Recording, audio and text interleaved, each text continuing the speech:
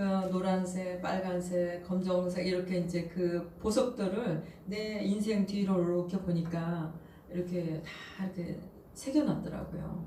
우리가 전부 날마다 행복하면 전부 노란색, 전부 빨간색 뭐 이렇게만 있을 거 아니에요. 근데 어쩔 때는 깊은 심연의 골짜기로 갔다가 또 그때는 조금 다른 색의 보석을 수놓고 그리고 이렇게 보니까 정말 아름다운 총천연색의 그 비단 길을 걷지 않았나.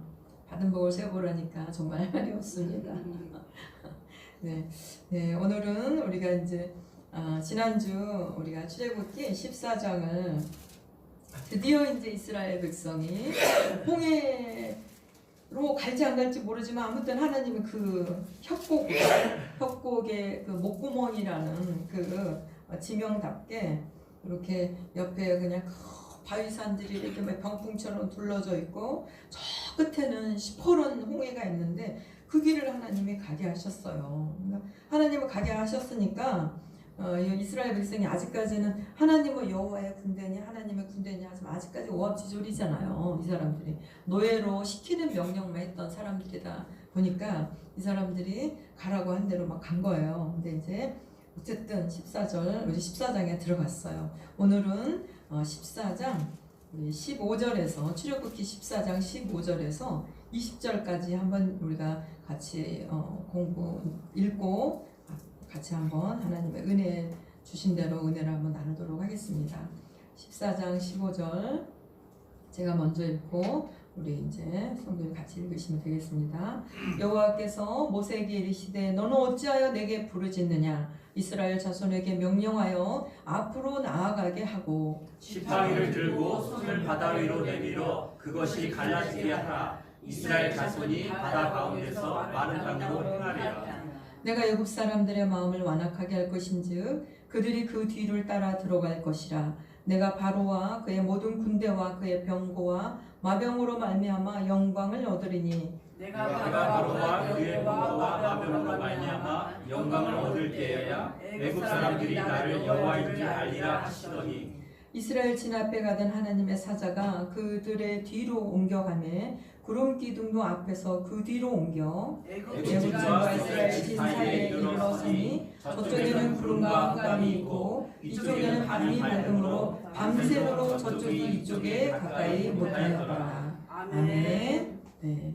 드디어 이제 우리가 그 성경 영화 보면 가장 이 홍해의 도화가 엄청난 그 충격적인 그 감동을 주는 그 이야기잖아요. 그래서 이런 이야기를 이제 성경을 읽게 되면 성경을 읽던 사람들이 이제 우리는 이제 조각조각 나눠서 설교로 이렇게 만나니까 그렇지만 이걸 쭉 읽다 보면 이 부분이 막 드라마틱하고 막 이제 그런 상황이에요. 뭐 구약에는 그런 이야기들 너무 많지만 특별히 이제 이 부분이 정말 그 위대한 클라이막스의 어떤 그 장면입니다.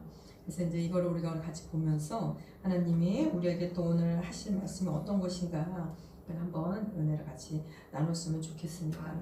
새해를 시작하면서 이제 우리가 품었던 그 연초에 뜨거웠던 그 결심들이 있잖아요. 올해는 내가 참 이렇게 해볼 거야. 우리 김영조 권사님도 이번에는 비즈니스가 정말 잘 돼서 내가 그냥 세계 저 외국에도 막 가서 그냥 사업을 확장시키고 제주도까지 그때 다녀오셨잖아요. 제주도도 확장을 시키고 그래서 우리 김영자 권사 항상 비즈니스 말 끝에 뭐가 있냐면은 그래서 내가 정말 우리 교회도 막 이렇게 하고 싶고 우리 태원자매도 이렇게 해주고 싶고 항상 이렇게 벌 거야 라고 그 끝에는 항상 교회를 어떻게 할 것인가 우리 태원자매를 어떻게 할 것인가 이런 얘기가 항상 있어요.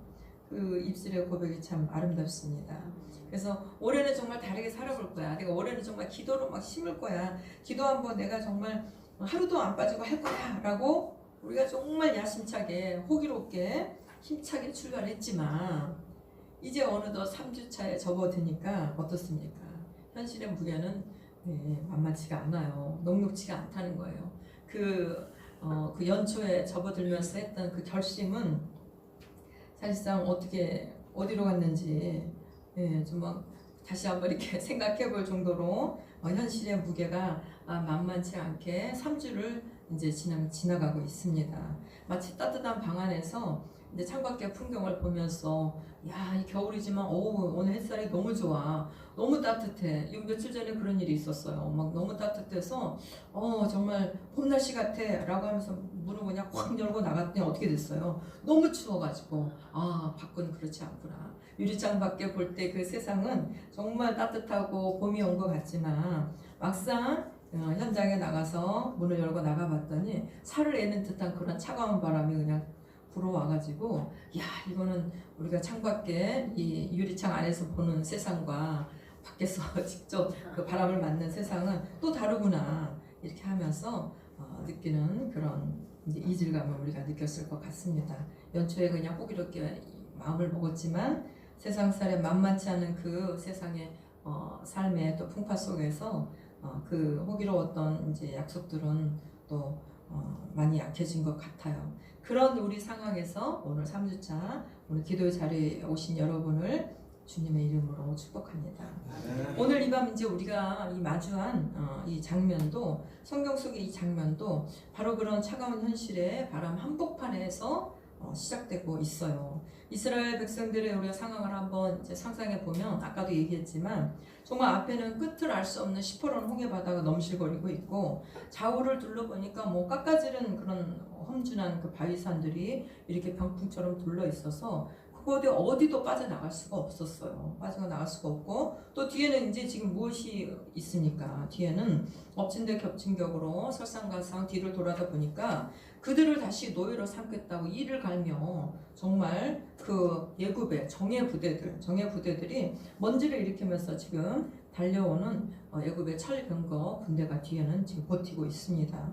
당시 이제 예굽의 병거는 오늘날에 이제 최신식 그 정말 전차보다도 더 엄청났다고 해요. 엄청났고 그 육지가 이제 그 엄청난 바퀴 소리며 또 수천 마리의 말발굽 소리가 땅을 울릴 때 그 이스라엘 백성들은 이 도간에 든 지에 이 꼴로 있으면서 얼마나 그 마음이 녹아내렸겠어요. 마치 이제 모래성이 무너지는 것처럼 내렸을 것 같아요. 여러분들이 이제 우리 예전에 그 크리스마스 때나 이런 때가 되면은 뭐 예수님과 관련된 성탄과 관련된 영화들을 이제 가끔 명화로 보여줄 때가 있었는데 우리가 기억나는 그 로마의 전차가 막 보이는 뭐 달리는 그런 영화가 가장 유명한 영화가 뭐가 있습니까?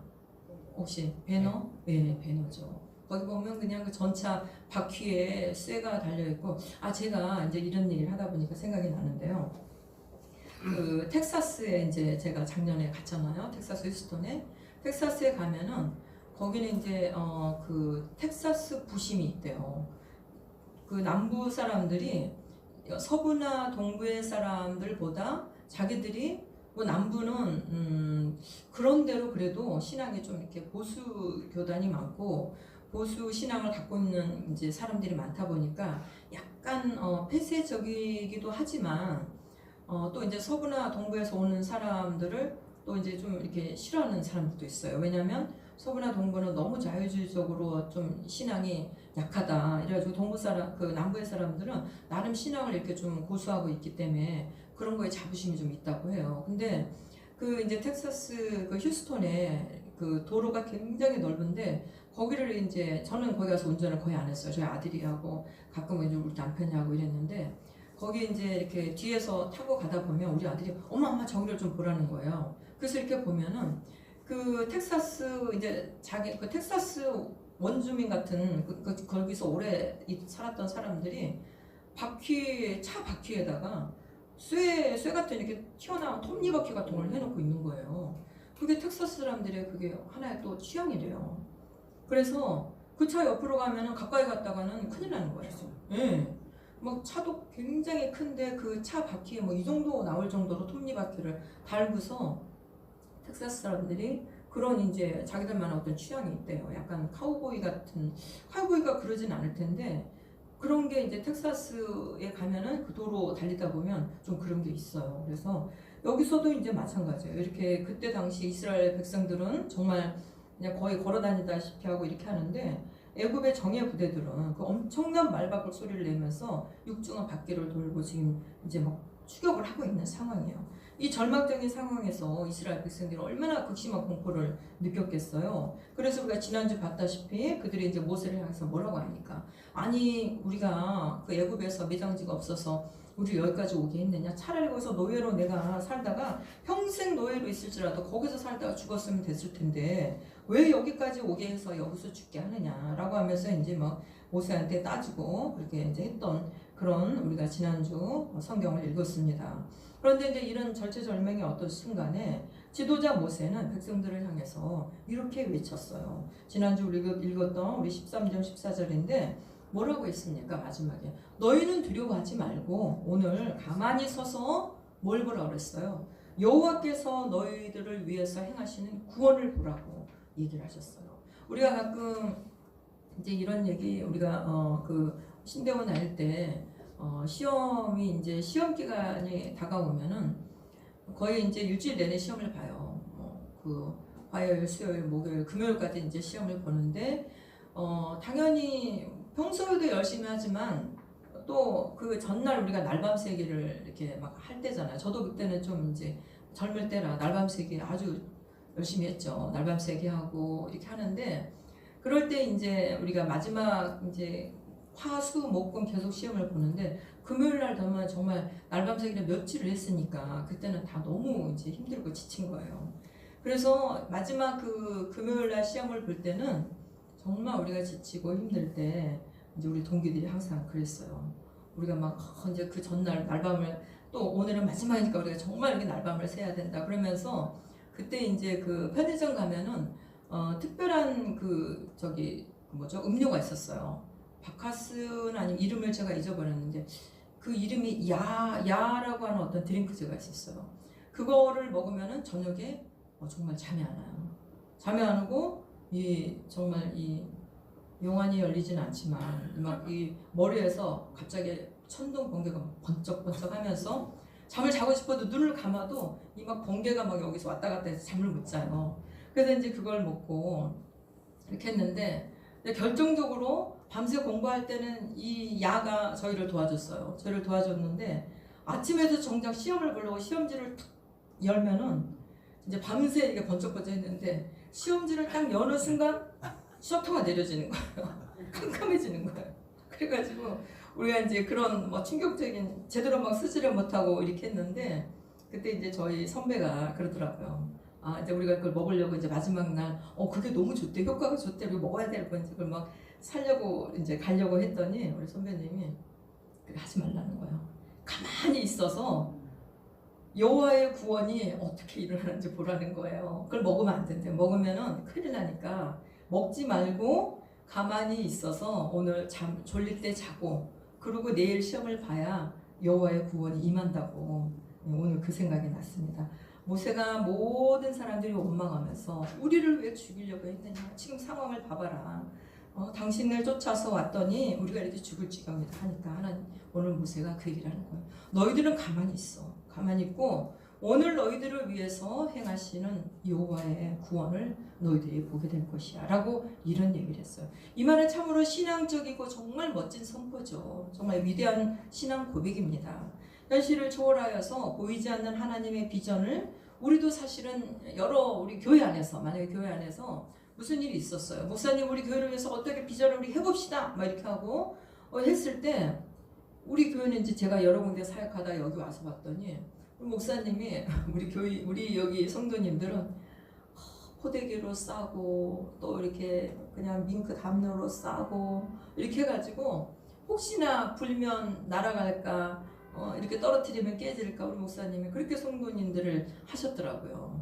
그래서 참 우리 성도님들이 정말 그걸 알려나 몰라요. 다른 교회 가서 그렇게 대접 못 받습니다. 근데 그렇게 목사님이 하셨기 때문에 정말 여러분들이 10년을 달려올 때 큰 무거운 십자가를 별로 지진 못했을 것 같아요. 제가 볼 때는 하도 목사님이 내가 질 거야 이래가지고, 그래서 이제 그렇게 있었는데, 사실 우리 현실을 초월해서 보이지 않는 하나님의 비전을 선포하고 나갈 때 나도 모르는 십자가를 질 수가 있어요. 어쩔 수 없이 또 내가 알고는 지는 십자가가 있고, 그럴 때 이제 정말 너무 힘들고 이렇게 하는데 모세가 오늘 그런 거예요. 보이지 않는, 그리고 지금은 너무 지금 절체절명의 순간인데 가만히 있어서 여호와의 구원을 보라고 이렇게 얘기를 했습니다.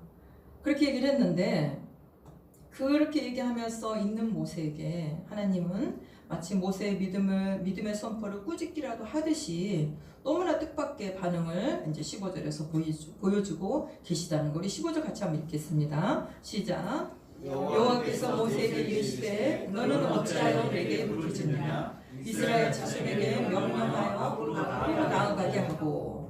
사실 여기서 우리가 이제 성경을 읽으면서도 사실 좀 당황스럽긴 해요. 모세가 하나님의 그 구원을 보라고 부르짖으며 지금 그럼 부르짖어야지 기도해야지 어떻게 하겠어요 이 상황에서. 백성들은 그냥 아우성이고 저 앞에는 넘실거리는 홍해가 다가오고 있고 이러는데 여기서 안 부르짖으면 어떡하겠어요. 그리고 사실 기도가 가장 중요한 거 아닌가요?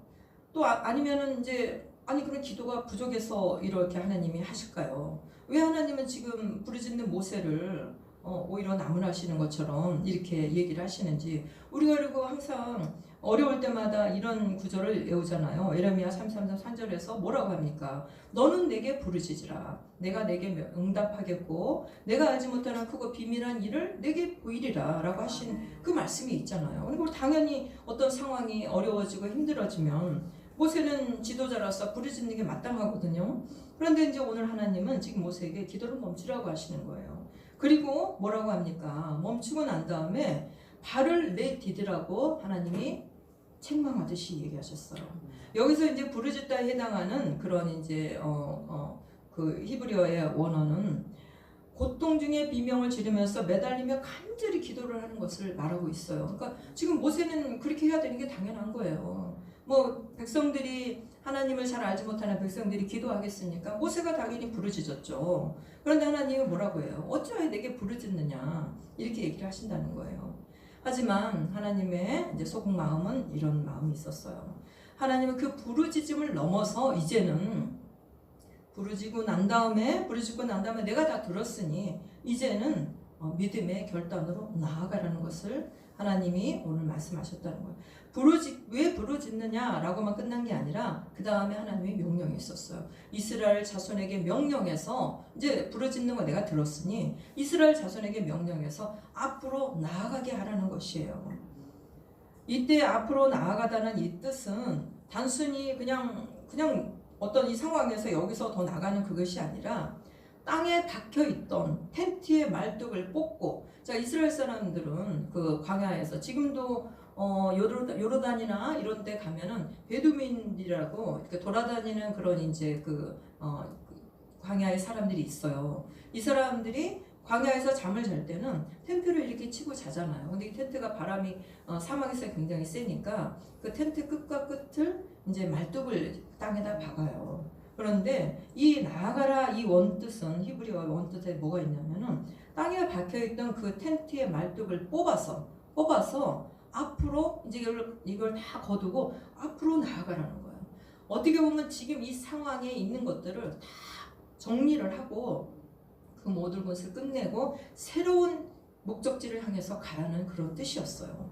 하나님은 오늘 그 얘기를 하시는 겁니다. 이스라엘 백성들이 절망과 원망의 그 자리에 박아두었던 마음 안에 있었던 불신앙이 있잖아요. 지금도 모세한테 막 그 불신앙의 그 원망을 하고 있잖아요. 그 불신앙의 말뚝을 완전히 뽑아서 이제 그 행장을 다 걷어내고 아직 바다가 갈라지지 않았지만 그 거친 물살을 향해서 새로운 꿈을 갖고 새로운 믿음을 갖고 발을 내디디라는 그런 얘기였어요. 그것을 백성들한테 이제 명령하라는 거예요. 기도만 하지 말고 네 기도는 들었어. 그리고 사람들 앞에서 여호와의 구원을 보라고 했으니까 이제는 그 다음 단계 플랜 B로 백성들이 움직일 수 있도록 하라는 하나님의 말씀이었어요. 우리가 신앙생활을 하다 보면 이제 우리 크리스찬이 흔히 범하는 이제 실수 중에 하나가 이게 있습니다. 기도를 열심히 하는 대신에 기도를 하기 때문에 아무 행동도 안 해도 된다는 그런 면죄부, 기도만 하고 있으면 다른 건 하지 않아도 된다는 어떤 기도의 면죄부의 그 마음을 갖고 있는 사람들이 있다는 것이에요. 때로는 기도가 필요하죠. 그렇지만 때로는 그 기도 끝에 오는 하나님의 확신을 가지고 그때는 액션을 해야 될 때가 있다는 것이에요. 하나님 제발 제 길을 이제 다 닦아주시면은 그때는 제가 움직이겠습니다. 또는 하나님 지금까지는 제가 기도가 좀 부족한 것 같아요. 아직은 좀 더 기도하겠습니다. 이렇게 하면서 제자리에 그냥 가만히 있다는 거예요. 말뚝을 여전히 뽑을 생각을 안 하고 그 다음 처소로 가야 되는데 이 말뚝을 절대 뽑지 않아요. 그 텐트를 절대 거두지 않아요. 저쪽으로 잠깐 나갔다가도 조금만 힘들면 다시 이 텐트로 온다는 것입니다. 그러지 말라는 거예요. 하나님이. 그러지 말라는 거예요. 그거는 어떻게 보면 하나님 이거 해주시면 제가 그 다음에 플랜 B로 갈게요. 이거를 잘못하면은 믿음이라기보다 일종의 거래가 될 수가 있어요. 그건 하나님이 원하지 않으신다는 거예요. 참된 신앙은 기도로 얻은 확신을 가지고 아직 눈에 보이는 변화가 없을지라도 말씀의 지팡이를 들고 바다를 향해서 발을 내딛는 것이라는 것을 오늘 하나님이 모세에게 말하고 있는 것이에요. 그래서 이제 여기서 우리는 그렇지만 이 상황에서 그냥 이걸로만 보면 안 되고 이 모든 기적의 궁극적인 이유를 하나님이 다시 한번 되새겨 주시고 계십니다. 우리 17절, 18절 같이 한번 읽겠습니다. 시작. 내가 애굽 사람들의 마음을 완악하게 할 것인즉 그들이 그 길을 따라 들어갈 것이라. 내가 바로와 그의 모든 군대와 그의 병거와 마병으로 말미암아 영광을 얻으리니 내가 바로와 그의 병거와 마병으로 말미암아 영광을 얻을 때에야 애굽 사람들이 나를 여호와인 줄 알리라 하시더니. 아멘. 네, 이 말씀은 이 홍해 사건, 홍해 도하의 목적이 단순히 이스라엘의 탈출이나 이스라엘의 그 출애굽, 애굽을 탈출하는 그 탈출이나 그들의 삶의 어떤 안락함을 위해서만이 아니었다는 것이에요.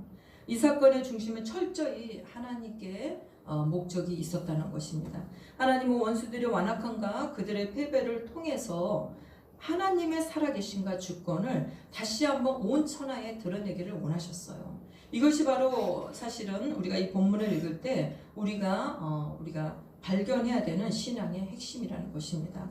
우리는 흔히 내가 잘되고 내 문제가 해결되는 것을 신앙의 최종 목적으로 삼을 때가 가끔 있어요. 왜냐하면 내가 이걸 해서 내가 열심히 열매를 내면 이 영광을, 이 나의 열매와 성과를 통해서 하나님께 영광을 돌릴 거야 라고 틀린 말은 아니에요. 틀린 말은 아닌데 때때로는 그 사람의 어떤 노력과 그 사람의 성취하고자 하는 것들이 실패로 됐을 때 오히려 하나님께 영광을 나타낼 때가 가끔 있다는 것입니다.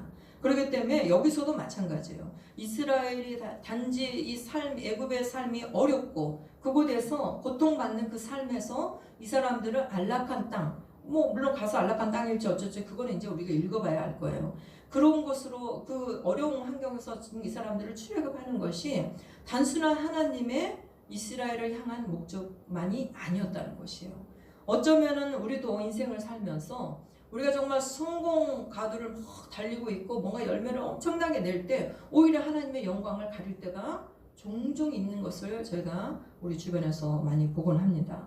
반대로 그 사람이 정말 잘 나갈 때 그러다가 또 너무 어떤 성과를 잘 내고 비즈니스도 막 성공할 때는 하나님 앞에 온전하지 못했는데 이 사람이 어떤 환난을 겪거나 또 그 목적했던 어떤 그 계획들이 수포로 돌아갔을 때 오히려 하나님께 영광을 돌리는 사건으로 이 사람이 전환될 때가 꽤 많았다는 것이에요. 그렇기 때문에 단순히 여기서도 하나님이 그 얘기를 하시는 거예요. 우리가 어떤 사건을 통해서 그 문제들을 해결받을 때만 하나님께 영광이 아니고 오히려 우리의 어려움과 환난을 통해서 하나님의 영광이 더 드러나는 그런 통로로서 사용될 수 있다는 것을 오늘 이 사건을 통해서 우리가 발견할 수 있어야 된다는 거예요. 우리가 고난 중에 있을 때 또는 홍해 앞에서 절망할 때 하나님은 그 고난을 통해서 과연 여호와가 참 하나님이십니다 라는 고백이 우리들로 하여금 터져나오게 하고 싶어 하실 때가 때때로는 있으시다는 거예요. 우리의 삶은 나의 행복을 증명하는 무대가 아니고 하나님의 영광을 전시하는 전시장이 되어야 된다는 것이에요. 우리의 삶이 아주 잘 나갈 때 또는 우리의 삶이 곤두박질 쳐서 고통 가운데 있을 때도 그 모든 것들이 하나님의 영광을 드러내는 모든 통로가 될 수 있다는 것입니다. 우리가 이렇게 이러한 관점의 변화가 일어날 때 비로소 우리는 홍해 앞에서 떨지 않을 수 있다는 것이에요. 내가 망하지 않는 것이 중요한 것이 아니라 이 상황을 통해서 하나님의 이름이 높임을 받는 것이 어떤 것일까? 이런 태도로 우리가 살아가야 된다는 것입니다. 그렇지 않으면 성공하지 않은 사람 하나님께 영광을 못 돌립니까? 절대 그렇지 않아요. 절대 그렇지 않습니다. 오히려 그 사람이 잘 나갈 때보다 패망했을 때 하나님께 영광을 돌리고 하나님을 찬양하고 이랬을 때 그 과정이 더 많은 사람들께 하나님을 드러내는 통로가 될 수 있다는 것입니다. 근데 이것이 어떻게 가능하겠어요? 이것이 어떻게 가능할까요? 그래서 우리의 환난은 우리가 망할 진정한 환난이 아니라 새로운 땅으로 가야 될 통로가 될 수 있고 약속의 땅으로 들어갈 관문이라는 사실로 믿음을 사용해서 그걸 받아들일 때 가능해질 수 있다는 것입니다. 왜냐하면 우리 인생은 이미 영원 전에 우리의 인생은 이미 고안된 삶을 살고 있기 때문이에요. 우리가 개척해서 사는 것 같죠? 우리가 만들어내서 가는 것 같아요. 천만의 말씀입니다. 이미 계획된 삶이기 때문에 우리는 하나님께 묻고 또 때때로는 하나님께 묻지 않아서 하나님이 이미 계획해놓은 길인데 반대로 갈 수가 있어요. 그렇지만 그때마다 우리가 하나님을 신뢰하는 믿음의 눈으로 그 길들을 찾아가면 그곳에 실패도 실패가 아니고 또 거기서 성공도 성공이 안 될 수가 있다는 것이에요. 우리가 이런 하나님 중심의 시각을 가질 때 비로소 19절에 등장하는 신비로운 보호의 손길을 우리가 온전히 이해할 수가 있습니다. 우리 19절 한번 같이 읽겠습니다. 시작. 이스라엘 지나쳐 가던 하나님의 사자가 그들의 뒤로 옮겨가매 구름 기둥도 앞에서 그 뒤로 옮겨. 아멘. 이스라엘 진 앞에서 그들을 인도하던 앞에서 이렇게 인도했던 하나님의 사자가 갑자기 위치를 옮겨서 그들의 뒤로 이동한 것을 우리가 발견했습니다. 동시에 또 무엇도 같이 따라서 뒤로 갔어요. 구름기둥도 자리를 옮겨서 이스라엘 등 뒤에 우뚝 섰습니다. 이 하나님의 사자는 누구입니까? 이 하나님의 사자는 누굴까요? 이 하나님의 사자는 인간의 몸을 입고 이 땅에 오시기 전 하나님의 백성을 구원하기 위해서 친히 내려오신 성자 하나님을 뜻한다고 많은 성경학자들이 얘기하고 있습니다. 우리가 믿는 하나님은 몇 분의 하나님이십니까? 세 분의 하나님이세요. 이제 아주 오래전에 그 카톨릭 이제 그 신자하고 같이 우연히 이제 같이 잠깐 이렇게 가질 시간이 있었는데 그분하고 이제 얘기를 나누다 보니까 또 이제 저는 이제 전공이 이제 조직신학이잖아요. 그래서 그분하고 이제 구원론을 얘기한 건 아닌데 구원에 대한 얘기를 하다 보니까 이분이 그러는 거예요. 아, 솔직히 우리가 죽어봐야 알지. 우리가 구원받았는지 어떻게 합니까? 카톨릭 신자 이분이 그런 얘기를 하는 거예요. 이제 그때는 제가 좀 지금도 젊지만 그때는 좀 더 이제 혈기가 이제 좀 지금은 이제 체력이 안 되고 좀 에너지가 없어서 좀 그러는데 그때 이제 정말 그 말씀과 신앙의 그 혈기가 막 대단할 때였죠. 다 찢었어요. 사람들을 상처도 많이 줬죠. 이 기회를 빌어서 참 죄송합니다. 네, 그랬는데 이분이 우리가 죽어봐야 알지 우리가 구원을 어떻게 합니까? 이런 얘기 아주 이렇게 우아하게 얘기를 하시는 거. 어떻게 알아요? 이것도 아니고 아주 우아하고 정말 젠틀하게 얘기를 하시더라고요. 그래서 이제 그 순간 제가 그랬죠. 아니 그걸 꼭 죽어봐야 알아요? 그랬더니 죽어봐야 알죠. 이분이 그러는 거예요. 지금 우리가 천국인지 지옥인지 안 죽어본 사람은 어떻게 알아요? 너무 당당하게. 그래서, 그래요? 우리 교회는 유치원생도 알아요. 유치원생도. 그랬더니 이분이 딱 나를 보더니 상당히 나를 이렇게 뭐랄까 근데 저보다 나이가 좀 드신 분이었어. 그러니까 그래 너 젊었다 이거지. 이런 식으로 너를 이렇게 보면서 그런 얘기를 하는 거예요. 그래서 아니 성경에서 하나님이 우리가 예수님 안 믿으면 그 지옥 가고 예수님을 우리가 영접하는 자는 심판이 없이 그 하나님의 나라에 간다고 했잖아요. 더 이상 무슨 말이 필요해요? 제가 그랬어요. 그랬더니 이분이 그건 성경 말씀이고요. 이러는 거예요. 아니면 성경 말씀이고 하면은 이분은 도대체 뭔 말씀을 믿으시겠다는 건지. 그래서 이제 그렇게 얘기를 하면서 그분이 카톨릭에서는 그렇게 안 가르친다는 거예요.